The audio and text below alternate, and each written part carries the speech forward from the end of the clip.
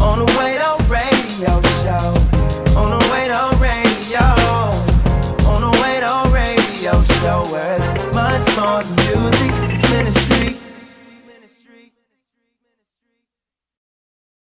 Of course, DJ Wado, R. Swift. Yeah. WadoRadio.com. All right.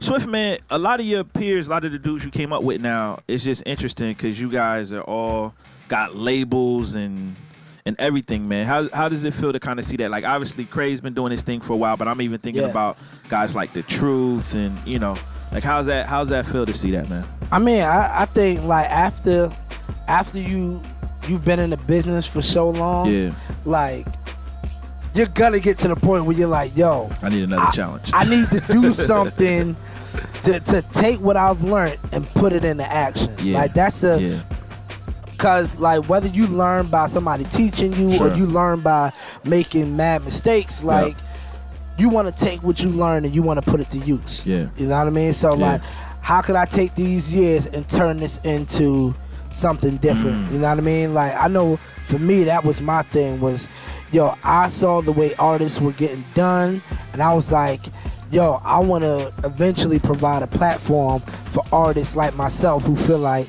they don't have a place. You know what I mean? So, and that was the birth of Rhyme Council. Yeah. How do you, what would you say are the 3 biggest lessons that you've learned in the music industry over these years? Jesus. Only 3? I mean, if you want to give 5, nah, I'm gonna give 3. I'm gonna give 3. I'm trying to save it for the I want the people to chew on it for a while. Number 1 is always be you. Okay. Emulating somebody else might work for a while. But it's gonna lead you down a bad path. Do you. If doing you makes you big, so be it. If doing you doesn't make you big, so be it. At least you can live with yourself. Live with yourself. Be able to look in the mirror and be okay with that person. So be you is number 1. Number 1, be you. Yes. We'll put that real big on the screen. Bam, be you. Number 2, always look over your paperwork and ask questions. Always look at them contracts and ask questions. Trust me. Ask questions. Number 3 is a 2-sided thing. Number 1 of number 3 is... So we got a 3A and a 3B. There you go. 3A, 3B. 3A is never stop learning. 3B, always share the wealth of knowledge. Oh, nice. Because you got a lot of cats that, yo, I learned this, I learned how to do this, I know how to do this, and they know how to do all these things. They got all this knowledge, but they don't want to share but won't share it out of fear that somebody might take it and take it to a whole nother level. So it's like, yo, never stop learning, but always teach. You know what I mean? So, yeah. It's good. It's good. What do you think? I actually got this question on Twitter the other day. What do you think the role of the record label is now in the music industry, particularly for Christians, because of how the music industry is changing? Like, is there, like, the dude in particular asked me, he said, man, are record labels responsible for allowing an artist to help feed their family?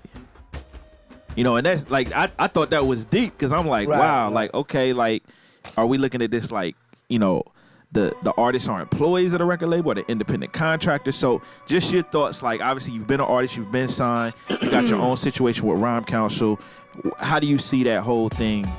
I think that now the label's job is to facilitate an artist's movement, right? So the label should give you that platform to be able to be successful, to feed your family. The label should put muscle behind you to push you harder than you can push yourself. But this is a very artist-driven industry. Like, gone are the days when, you know, you see a video of a dude you never heard of, never known, and the label says, buy it. And everybody goes like, buy it. Okay.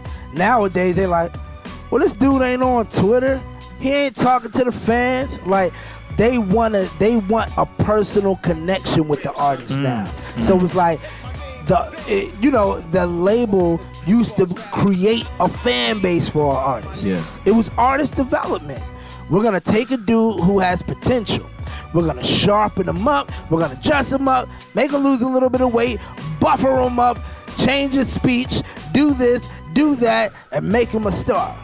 The people gonna love him, and being as though they love him, we're gonna command that they buy his album, and they'll do it. Yeah. We can brainwash the people by giving them a shiny, buffery idol, and throw out an album. Yeah. That's what record labels used to do. They used to create idols, brainwash the people, and tell them to buy the album. Go buy it. Nowadays, labels don't even have artist development no more. It costs too much money. Yeah. The local drug dealer is a superstar now. Yep.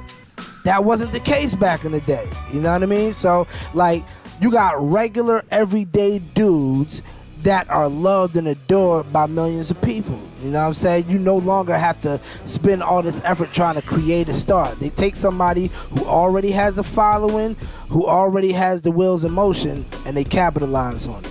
Yeah. You know what I mean? That's good, man. That's good. Rhyme Council looking to sign some more artists soon? Rhyme Council is looking to survive. I feel you. That's real. Rhyme Council is looking to survive. Like, you know, we're trying to do the best we can with the artists that we got. Yeah. You know what I mean? Yeah. And like, it's a hard game to survive in, bro. Sure. It's super hard. Yeah. You know what I mean? Well, But I think because it seems like the rules keep changing. You know, just in terms of how records are sold, how income is generated, you know, all but of that I'm stuff. loving the new rules. It benefits the small guy. Yeah. You know what I'm saying? Like, and we pretty low on the food chain. You know what I mean? So like, we in survival mode, bro. Yeah. Like, we trying to put out dope records. We trying to, you know, we would rather have 1,000 committed fans than to have 10,000 regular fans that they just like you. Yeah. I'd rather have 1,000 people that love me than 10,000 that like me. Gotcha. You know what I mean? So we're trying to cultivate our audience and our fans. You know That's what it is, man.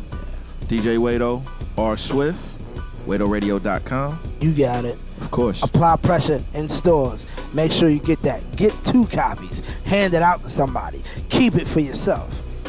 Tell a friend to tell a friend. Tell a friend to tell a friend, and tell them again. Apply pressure is in stores. Now. On the Wado Radio Show. On the Wado Radio. On the Wado Radio Show, where it's much more than music, it's ministry.